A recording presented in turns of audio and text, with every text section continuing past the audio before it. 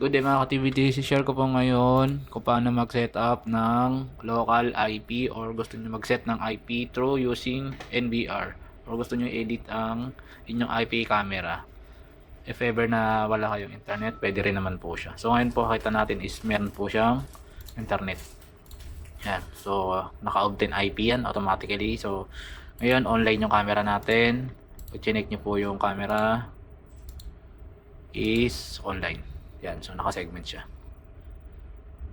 Gawin pa natin network. Uncheck natin. So naglagay na ako ng sample na ilalagay ko na static IP. So 192.168.55, tapos yung dulo is 200. Gateway and 155, tapos .1. Then apply lang natin. Yan, so ano na siya, mapapansin nyo lumabas yung exception alarm. Okay, dahil offline na yung ating mga camera. So ngayon po gawin natin, camera, delete natin yan. Delete.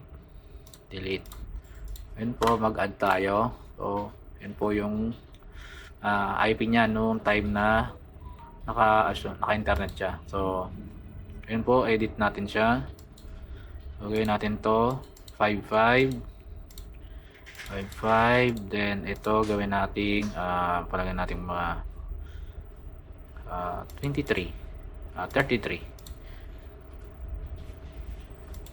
Tapos dapat alam nyo po yung password nya. Yun, lagyan natin. So kung papansin nyo hindi siya nabago, i-add natin siya. O hindi pa rin siya nabago. So lumabas po. So kung mapapansin nyo lumabas na siya, naka 5523 na siya. Then subukan natin dun sa isa. Add, edit, ulatan natin to 55, then ito gawin nating 24. Tapos password input nyo po. Okay, then add. So